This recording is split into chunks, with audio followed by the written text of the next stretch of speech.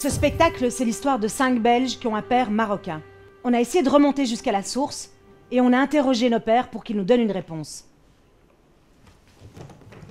Quand il a appris que je voulais faire ce spectacle, mon père m'a dit « Quelle double identité? Ça te concerne pas la double identité, t'es belge toi. Moi je suis déraciné, moi je suis partagé entre deux cultures. Le Maroc c'est mon pays, vous avez rien à voir avec le Maroc. »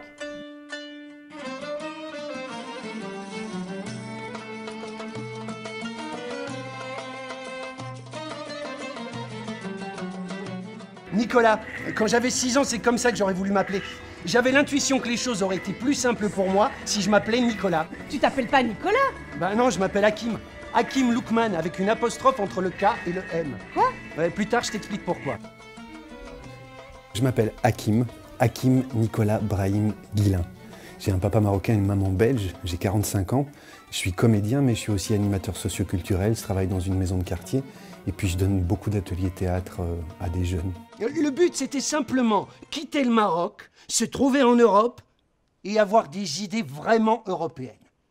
C'était pas pour l'argent, parce que à ce moment-là, on savait pas si l'argent ça vaut la peine. L'immigration marocaine, c'est pas une seule vague, il y a eu plusieurs vagues qui ont été de nature différente, avec des gens qui sont venus ici pour des raisons parfois différentes. Quand mon père, lui, débarque en France d'abord et puis en Belgique, le contexte socio-économique et historique est très différent.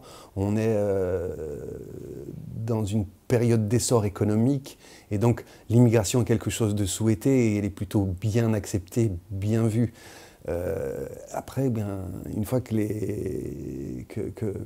la situation économique se détériore, on voit forcément d'un moins bon œil l'arrivée d'immigrés marocains, mais d'immigrés tout court, en fait. Partir et revenir plus tard avec une voiture et à côté, une européenne. On ne pensait pas trouver et avoir des Marocaines ou se marier avec une Marocaine. Non, le but c'était partir et revenir plus tard avec une Européenne. C'était sûr. On était tous les deux acceptés, l'un et l'autre. Peut-être on cherchait chacun à casser la solitude. Et on se trouvait un peu petit à petit, on a pensé à se marier. Si on ne se marie pas, moi je ne peux pas rester en Belgique parce que bon, j'avais pas le séjour, la carte séjour ne rien. Alors on a organisé un petit mariage familial et on s'est mariés. Et alors le jour où on est passé devant le bourgmestre qui nous a mariés, ma belle-mère a montré avec son doigt en me disant « Mohamed, ici, on se marie avec une seule femme. Pas comme chez vous. Hein. » Bon, je savais que pour elle, c'était quelque chose qui est différente, enfin, parce qu'on n'a jamais fréquenté, ni vu des étrangers, surtout des Marocains, des Turcs, ni rien. Dis au fond, c'est quoi que t'as amené à ta femme pour le mariage, hein? Un pouf. Un pouf? Ouais, un pouf. Un pouf! Un pouf, c'est ça ta dot! Un pouf! Eh Mohamed, attention, hein. Ici c'est une femme, hein, pas deux. On a acheté un appartement. Et voilà Hakim qui arrive au monde. Je savais très très bien que les enfants, le premier pas, c'est la maman qui est toujours en contact avec les enfants. Et on a dit, bon, voilà, il n'y a pas à dire qu'il doit prier ou qu'il doit faire le ramadan. On le laisse aller à sa manière. Je suis parfaitement au fait de la culture belge. J'ai vécu en Belgique, j'ai grandi en Belgique, j'ai reçu une éducation à la belge, je veux dire, mais tout ça a été matiné quand même de beaucoup de Maroc, de référence aussi à la religion musulmane. J'ai suivi le cours de religion islamique quand j'ai été à l'école. C'est particulier hein, parce qu'on est donc 4 enfants. On a tous les 4 une alternance de prénoms marocains, enfin prénoms arabes et prénoms européens. Et tous baptisés, mais on a par contre tous suivi le cours de religion islamique. Travailleurs, soyez les bienvenus en Belgique. Vous songez à venir travailler en Belgique?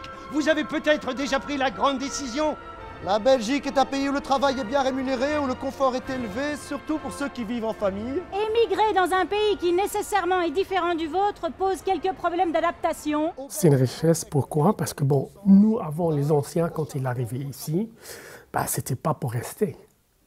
C'était pour travailler 5-6 mois, et là on voit l'argent au pays. Parce que la madame est restée là-bas et les enfants sont restés là-bas. Mais maintenant, la génération qui est là en Europe, en Belgique surtout, bah, je crois que tout le monde pense à s'y installer, avoir sa propre maison, avoir ses amis, tout ça. Le monde est en constante évolution, les déplacements se font de plus en plus facilement. Et oui, il y a des populations nouvelles qui s'installent un peu partout et qui apportent avec elles une part de leur culture. Ça n'en fait pas un grand remplacement. C'est une espèce d'évolution dans laquelle on est tous, en fait. Et elle a ses bons côtés et ses mauvais côtés. S'accrocher à une identité idéalisée, parce que l'identité prônée par Zemmour ou par Marine Le Pen, elle n'existe pas en fait, c'est un fantasme. Tout comme la théorie du grand remplacement est un fantasme. Dans le discours raciste bruxellois, plus précisément par rapport aux Marocains, nous pouvons définir un pôle négatif d'origine que l'on situe généralement entre le début des années 60 et la fin des années 70. Il inclut les notions suivantes. Immigrés, paysans arriérés, musulmans, polygames, fanatiques et qui volent le travail des Belges. Je vis en Belgique, mais j'ai quand même une tête d'arabe, soyons clairs. Et donc tout ça me chipote, me travaille. Et puis je suis comédien. Et donc à un moment donné, l'envie d'en faire un spectacle me travaille aussi.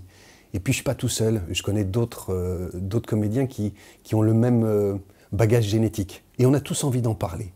On a tous un espèce de spectacle qui nous traîne au fond. On commence à échanger autour de nos expériences, autour de notre ressenti par rapport à cette double appartenance. Qu'est-ce que ça provoque? Quelles sont les questions qui sont soulevées? C'est une époque aussi où on est soit déjà devenu parents, soit on va devenir parents bientôt. Et donc la question se repose. Qu'est-ce qui nous a été transmis et qu'est-ce que nous on va pouvoir transmettre à nos enfants? Chaque été on ira à Blankenberg en caravane. Et sa peau, elle sera bien rose comme les crevettes. Ouais, alors toi tu remontes sur ton chameau et tu vas bouffer tes dates dans ta casbah. Poitiers 732, ça te dit quelque chose? Tu sais qui c'est? Charles Martel? La bataille de Poitiers, 732. Charles Martel, c'est lui qui a arrêté les Arabes. Ah oui! Eh bien on est de retour. C'est pas une arabe. Si! Oh, c'est une arabe! Tous nous ont transmis une identité trouée. Et donc, on s'est rendu compte qu'on avait pas mal de points communs à ce niveau-là. C'est-à-dire soit on ne parle pas du tout l'arabe, soit on a de vagues connaissances, très peu de religion, enfin très très peu de choses qui ont été transmises de nos origines. Et par contre, pas mal de honte des origines qui ont été transmises un peu comme ça, sans le dire, mais voilà, de manière imperceptible. Et du coup, on avait envie de travailler là-dessus en se demandant mais comment ça se fait? Qu'est-ce qui s'est passé? Pourquoi ça ne s'est pas fait? Et pourquoi est-ce qu'on a honte? Et de quoi est-ce qu'on a honte? Et si on libérait la parole autour de ça, quoi. Et donc, c'est vraiment parti de là. C'est un concept qu'on a trouvé, c'était l'Archouma de l'Archouma. L'Archouma, c'est la honte. Donc la honte honte d'avoir honte. La culpabilité d'avoir, de ressentir une honte par rapport à... C'est surtout Myriam qui en parle quand elle était adolescente. Elle avait envie d'être comme... Elle vivait à la Louvière, tout le monde était catholique et elle avait besoin de se retrouver là-dedans. Donc elle a voulu faire son baptême, elle voulait être aussi catholique, elle voulait faire partie du groupe. Cet hostie, je l'ai encore en travers de la gorge.